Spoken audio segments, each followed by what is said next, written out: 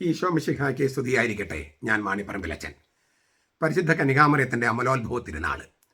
പരിശുദ്ധ കന്യകാമറിയത്തിൻ്റെ അമലോത്ഭവത്തെക്കുറിച്ച് സുദീർഘമായ ഒരു പ്രഭാഷണം ഞാൻ ഇന്ന് മുമ്പ് അപ്ലോഡ് ചെയ്തത് ഒന്ന് റീ അപ്ലോഡ് ചെയ്യുന്നുണ്ട്. അത് സുദീർഘമാണ്. ഇന്ന് ഒരു ചെറിയൊരു അതിൽ പറയാത്ത ചില സംഗതികൾ ഞാനൊന്ന് ഇവിടെ ചെറിയൊരു പ്രസംഗത്തിലൂടെ പറയാൻ ആഗ്രഹിക്കുകയാണ്. വിശുദ്ധീകരിക്കുന്ന പ്രസാദപരം നാം സ്വീകരിക്കുന്നത് മാമോദിസയിലൂടെയാണ്. എന്നാൽ മറിയം അത് സ്വീകരിച്ചത് അവളുടെ അമ്മയുടെ ഗർഭപാത്രത്തിൽ ഉരുവായ നിമിഷമാണ്. വിശുദ്ധീകരിക്കുന്ന വരപ്രസാദം അല്ലെങ്കിൽ പ്രസാദവരം അത് നമ്മൾ സ്വീകരിക്കുന്നത് മാമോദിസ സ്വീകരിക്കുമ്പോഴാണ് ദൈവിക ജീവൻ നമ്മൾ സ്വീകരിക്കുന്നത്. എന്നാൽ മറിയം അത് സ്വീകരിച്ചത് അവളുടെ അമ്മയുടെ ഗർഭപാത്രത്തിൽ ഉരുവായ നിമിഷമാണ്. മറിയത്തിന് രക്ഷകൻ ആവശ്യമില്ലായിരുന്നുവെന്നല്ല സഭ പഠിപ്പിക്കുന്നത്. പിയൂസ് സംഭാവൻ അത് വ്യക്തമായി പഠിപ്പിച്ചു. ഏറ്റവും ഉദാത്തമായ രീതിയിൽ മറിയം രക്ഷിക്കപ്പെട്ടു. പാപം ചെയ്തതിനു ശേഷം രക്ഷിക്കുക എന്നതിനേക്കാൾ ഉത്ഭവപാപത്തിന്റെ കറ ഏൽക്കാതെ രക്ഷിക്കുകയാണ് ദൈവം മറിയത്തിന്റെ കാര്യത്തിൽ ചെയ്തത്. നാം പാപം ചെയ്തതിനു ശേഷമാണ് നമ്മൾ രക്ഷിക്കുന്നത്. മറിയത്തിന്റെ കാര്യത്തിലോ ഉത്ഭവപാപത്തിന്റെ കറ ഏൽക്കാതെ രക്ഷിക്കുകയാണ് ദൈവം ചെയ്തത്. എൻ്റെ രക്ഷകനായ ദൈവത്തിൽ ഞാൻ ആനന്ദിക്കുന്നുവെന്ന് മറിയം തന്നെ ഉദ്ഘോഷിക്കുന്നുണ്ട്. ലൂക്ക 1:47. പൂർവ്വരക്ഷ, പൂർവ്വ വീണ്ടെടുപ്പ്, പ്രീ റിഡംഷൻ എന്നിതിനെ വിളിക്കാം. ഏദൻ തോട്ടത്തിൽ ആദ്യ മനുഷ്യൻ പാപം ചെയ്തില്ലായിരുന്നെങ്കിലും ലോകത്തിൽ പാപരഹിതനായി ജീവിക്കാൻ മനുഷ്യന് ദൈവകൃപ വേണമായിരുന്നു. മറിയത്തിന്റെ കാര്യത്തിൽ അത് അവളുടെ ജീവിതത്തിന്റെ ആദ്യ നിമിഷം മുതൽ നൽകപ്പെട്ടു. അതിനാൽ ഗ്രിഗറി നറ്റ്സിയാൻസൻ അതിനെ പ്രോ കഥാർത്ഥേസിയ എന്ന് വിശേഷിപ്പിച്ചു. പൂർവ്വ ശുദ്ധീകരണം, പ്രീ പ്യൂരിഫൈഡ്.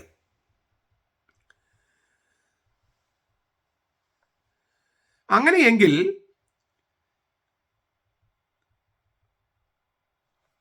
ഈ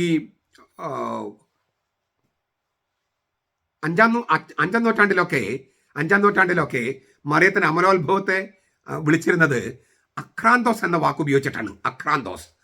അക്രാന്തോസ് എന്ന് പറഞ്ഞാൽ കറയില്ലാത്തവൾ എന്നാണ്. സ്പോട്ട്ലെസ്, അല്ലെങ്കിൽ അമലോത്ഭവ, ഇമ്മാക്കുലേറ്റ്, അല്ലെങ്കിൽ സർവം ശുദ്ധ, ഓൾ പ്യൂർ എന്നൊക്കെയാണ്. സ്വാഭാവികമായിട്ട് ചിലർ ചോദിക്കും, ഈ പെന്തക്കോസ്ത ദൈവസഭക്കാരൊക്കെ ചോദിക്കും, പിന്നെ എന്തിനാണ് മറിയം തന്റെ ശുദ്ധീകരണത്തിനായി ദേവാലയത്തിൽ പോയത്? ലൂക്ക 2:22 അല്ലേ? മറിയത്തിന്റെ ശുദ്ധീകരണത്തിന്. ശരിയായ ഉത്തരം കിട്ടാൻ നമുക്ക് വേറെ ചോദ്യം ഉന്നയിക്കാം.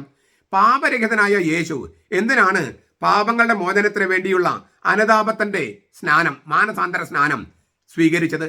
മർക്കോസ് 1:4-6, മർക്കോസ് 1:9-11. പാപങ്ങൾ ശുദ്ധീകരണത്തിന് വേണ്ടിയായിരുന്നോ കർത്താവ് പാപങ്ങളുടെ മോചനത്തിന് വേണ്ടിയുള്ള മാനസാന്തര സ്നാനം സ്വീകരിച്ചത്? അല്ല. ഇതുപോലെ ക്രിസ്തു പാപരഹിതനായിരുന്നു, എന്നിട്ടും പാപങ്ങളുടെ മോചനത്തിന് വേണ്ടിയുള്ള മാനസാന്തര സ്നാനം അവൻ സ്വീകരിച്ചു. എന്തുകൊണ്ട്?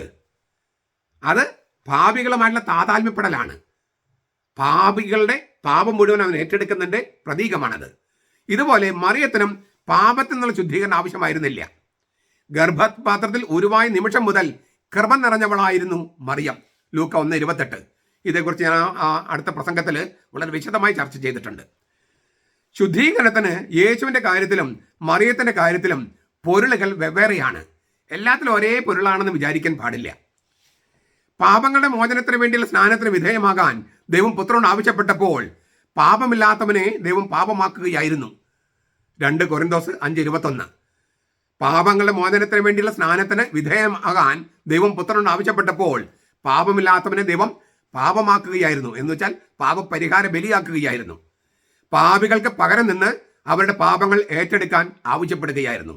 ഇതാണ് യേശു സ്വീകരിച്ച സ്നാനത്തിന്റെ അർത്ഥം, ഈ സ്നാപയോനാൻ എന്നുള്ള സ്നാനത്തിന്റെ. മറിയത്തിന്റെ കാര്യത്തിൽ പാപങ്ങളിൽ നിന്നുള്ള ശുദ്ധീകരണം ആയിരുന്നില്ല ദേവാലയത്തിൽ നടന്നത്. അവൾ പൂർവ്വ ശുദ്ധീകരണം പ്രാപിച്ചവളാണല്ലോ. മറിയത്തിന് അമലോത്ഭവത്തിന് ചേർന്ന വിധത്തിലുള്ള കൃപയുടെയും തേജസ്സിന്റെയും ആവാസമായിരുന്നു അത്. അതിനാൽ സഭാപിതാക്കന്മാർ മറിയത്തെ വിശേഷിപ്പിച്ചത് ഇങ്ങനെയൊക്കെയാണ്: എല്ലാ പ്രകാരത്തിലും പരിശുദ്ധ, ഇൻ എവറി റെസ്പെക്ട് ഹോളി. എല്ലാത്തിലും കറയില്ലാത്തവൾ, ഇൻ എവറി റെസ്പെക്ട് സ്പോട്ട്ലെസ്. അത്യന്തം നിഷ്കളങ്ക, സൂപ്പർ ഇന്നസെന്റ്. സമാനതകളില്ലാത്ത പരിശുദ്ധ, സിംഗുലർലി ഹോളി. സർവം ശുദ്ധിയായ ബീജമായിരുന്നു യോവാക്യമിൻ്റെതെന്നും, ഓൾ പ്യൂർ സീഡ് ഓഫ് യോവാക്യം. സ്വർഗത്തേക്കാൾ വലുതായ ഗർഭപാത്രമായിരുന്നു അന്നയുടേതെന്നും, Anna's womb wider than heaven. വിശുദ്ധ ജോൺ ഡൊമേഷ്യൻ പറഞ്ഞത് ഈ അർത്ഥത്തിലാണ്. അതായത് അമലോത്ഭയ മറിയത്തിന് അവർ ജന്മം കൊടുത്തു എന്ന അർത്ഥത്തിലാണ്. ഈ സർവം ശുദ്ധമായ ബീജമായിരുന്നു യോവാക്കിൻ്റെതെന്നും സ്വർഗത്തേക്കാൾ വലുതായ ഗർഭപാത്രമായിരുന്നു അന്നയുടേതെന്നും വിശുദ്ധ ജോൺ ഡൊമേഷ്യൻ. ഇത് ആലങ്കാരിക ഭാഷയാണ്, ആക്ഷരികമായിട്ട് എടുക്കരുത്. എങ്കിലും അതിലൂടെ അർത്ഥമാക്കുന്നത് മറിയം അമലോത്ഭയായി ജനിച്ചു. അവളുടെ അമ്മയുടെ ഉദരത്തിൽ ഉരുവായ ആദ്യ നിമിഷത്തിൽ ദൈവം അവളെ രക്ഷിച്ചു, പൂർവ്വ ശുദ്ധീകരണം നടത്തി രക്ഷിച്ചു എന്നാണ് എൻ്റെ അർത്ഥം. ഇത് വളരെ ഗംഭീരമായൊരു വ്യാഖ്യാനമാണ്. ഇതിൻ്റെ ബിബ്ലിക്കൽ ഫൗണ്ടേഷൻ എല്ലാം വളരെ വിശദമായിട്ട് ഞാൻ അടുത്ത വീഡിയോയിൽ പറഞ്ഞിട്ടുണ്ട്. അത് കേൾക്കണമെന്ന് അഭ്യർത്ഥിക്കുന്നു. ഈ പാപമില്ലാത്ത സർവം ശുദ്ധിയായ എല്ലാ അർത്ഥത്തിലും നിർമ്മലയായ ഒരു അമ്മയാണ് നമുക്ക് അമ്മയായി കർത്താവ് ഈശോമിശിഹ തന്നെ നൽകിയത്. യോഹന്നാൻ 19:25-27. കർത്താവ് ഈശോമിശിഹയാണ് തൻ്റെ അമ്മയെ നമുക്ക് അമ്മയായി നൽകിയത്. യേശു സ്നേഹിക്കുന്ന എല്ലാ ശിഷ്യന്മാർക്ക് അമ്മയാണ്. അപ്പോൾ മറിയത്തെ അമ്മയായി സ്വീകരിക്കാത്തവരുണ്ടെങ്കിൽ, പെന്തക്കോസ്ത് ദൈവസഭക്കാരൊക്കെ ഉണ്ടെങ്കിൽ, അവർ യേശു സ്നേഹിച്ച ശിഷ്യന്മാരല്ല. അതുകൊണ്ട് അവർ വേദപുസ്തകത്തോട്, സത്യവേദ പുസ്തകത്തോട് അല്പമെങ്കിലും കൂറ് പുലർത്തുന്നുണ്ടെങ്കിൽ മറിയത്തെ മറിയ മറിയ എന്നൊക്കെ വിളിക്കാതെ, മരിയ മറിയ എന്നൊക്കെ വിളിക്കാതെ അവളെ അമ്മയായി സ്വീകരിക്കുക.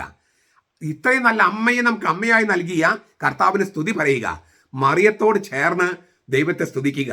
എൻ്റെ ആത്മാവ് ദൈവത്തെ സ്തുതിക്കുന്നു, എൻ്റെ രക്ഷണ ദൈവത്തിൽ ആനന്ദം കൊള്ളുന്നു എന്നെല്ലാം അവൾ പാടിയ പാട്ടിനോടൊപ്പം നമുക്കും ദൈവത്തെ സ്തുതിക്കാൻ മഗ്നിഫിക്കാത്ത സ്തോത്രഗീതം ഇന്ന് പാടാനായിട്ട് നമുക്ക് സാധിക്കട്ടെ. നമ്മുടെ കർത്താവ് ഈശോ മിശിഹായുടെ കൃപയും പിതാവായ ദൈവത്തിൻ്റെ സ്നേഹവും പരിശുദ്ധാത്മാവിൻ്റെ സഹവാസവും നാം എല്ലാവരോടും കൂടി ഉണ്ടായിരിക്കട്ടെ, ഇപ്പോഴും എപ്പോഴും എന്നേക്കും. ആമേൻ.